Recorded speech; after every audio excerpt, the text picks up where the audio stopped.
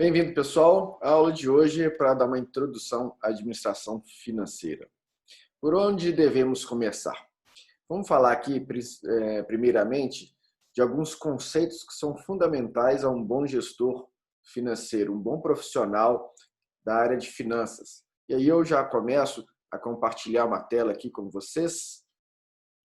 Aqui está aí uma tela para vocês, onde que eu coloco 4 grandes áreas adjacentes à finança. Óbvio que eu tive que colocar finanças em primeiro lugar, porque para você ser um bom gestor financeiro, obviamente, você tem que entender de finanças, né?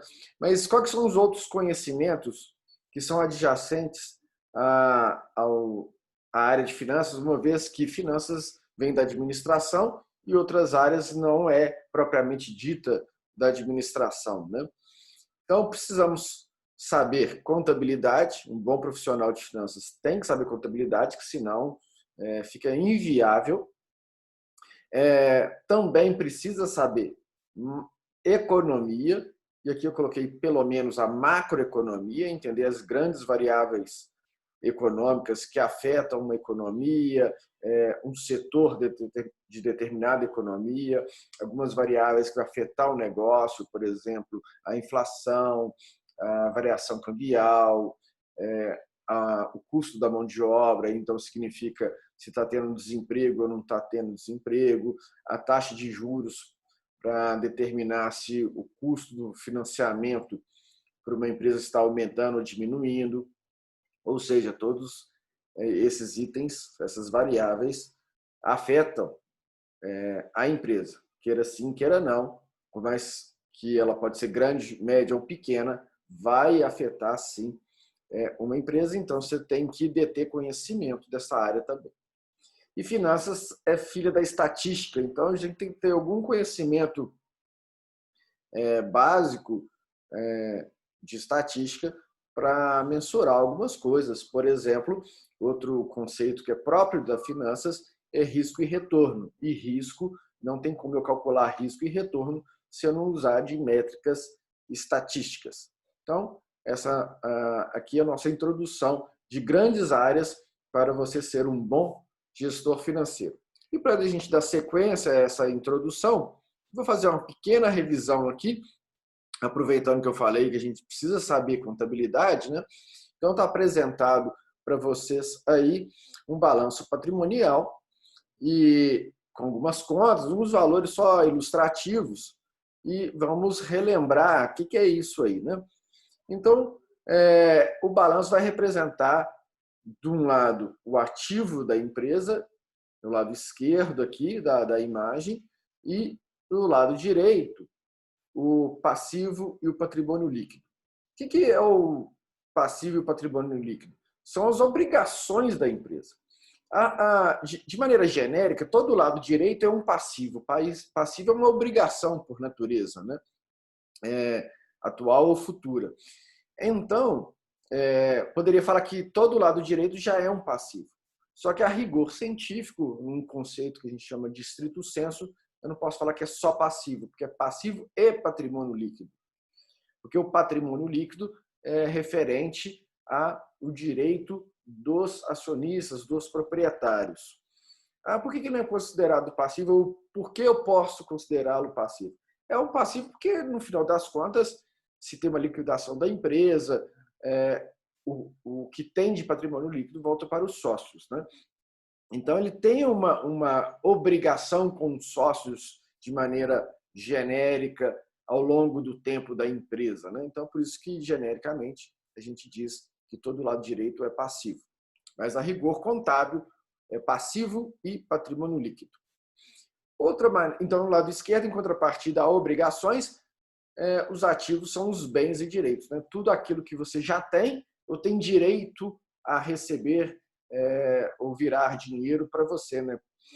Como as duplicatas a receber é uma venda que você fez, mas ainda não recebeu, então você tem um direito a receber determinado valor que refere a alguma venda anterior.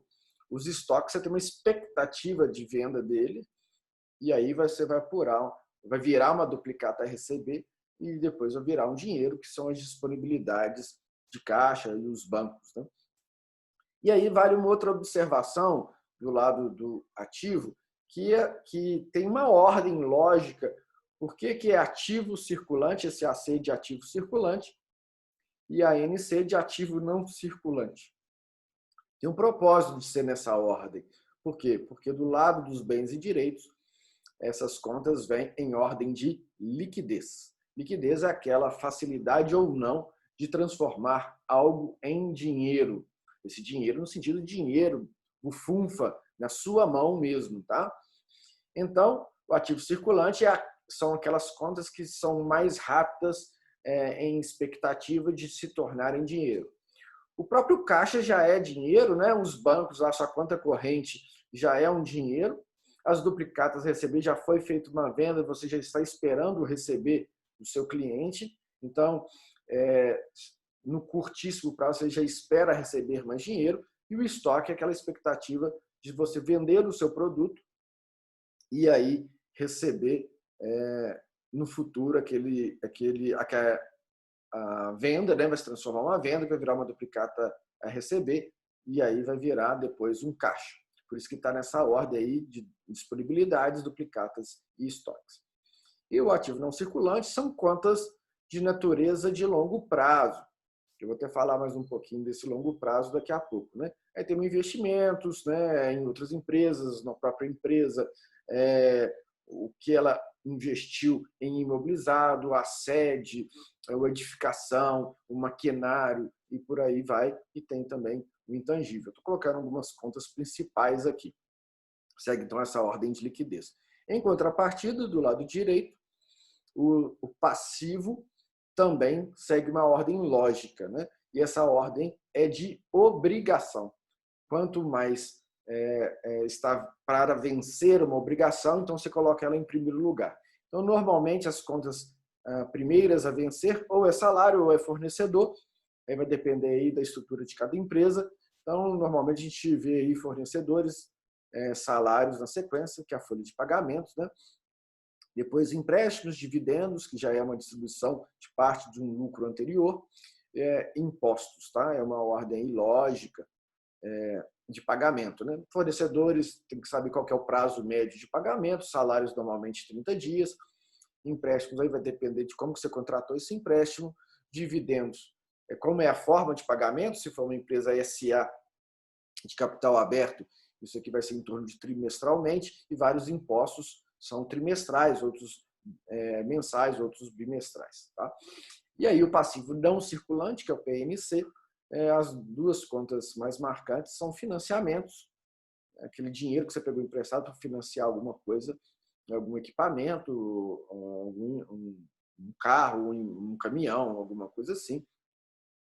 E as debêntures, que é uma modalidade do mercado financeiro para empresas de capital, são SAs, né? Pode ser de capital aberto ou fechado, que é mais usual das de capital aberto.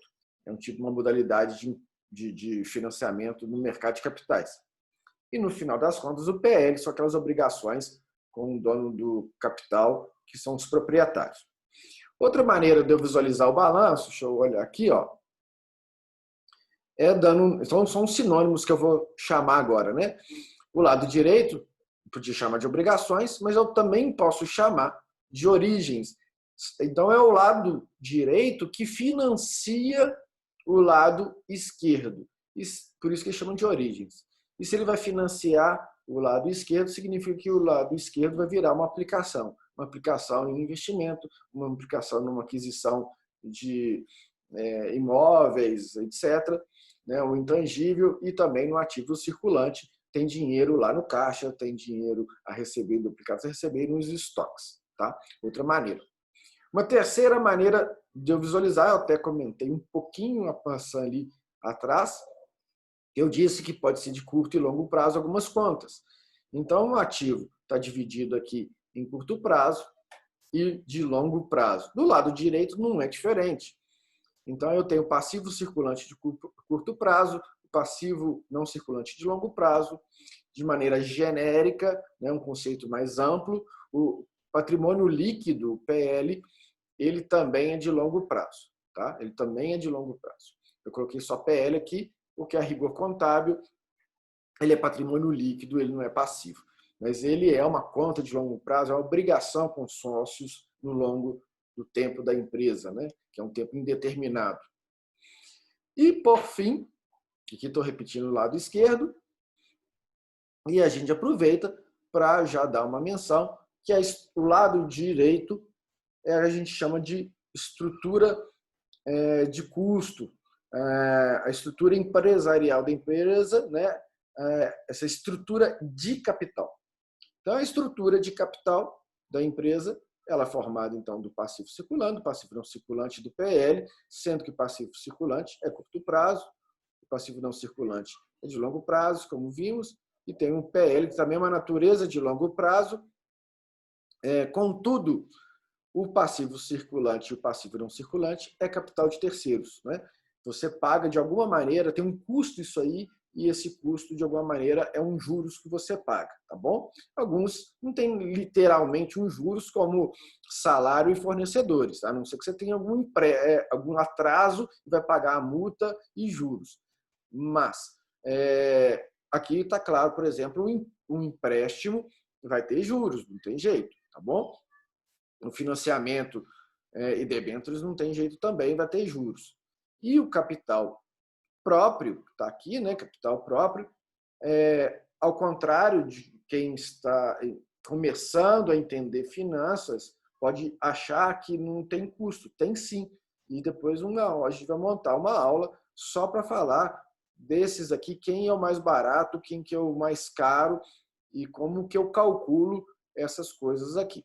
Então, essa é a nossa aula introdutória, falando, só recapitulando, então, de grandes áreas que a gente precisa saber, que é a própria finanças, contabilidade e economia, pelo menos a macroeconomia, e um pouquinho de estatística. Ok? Até a próxima e até breve, então.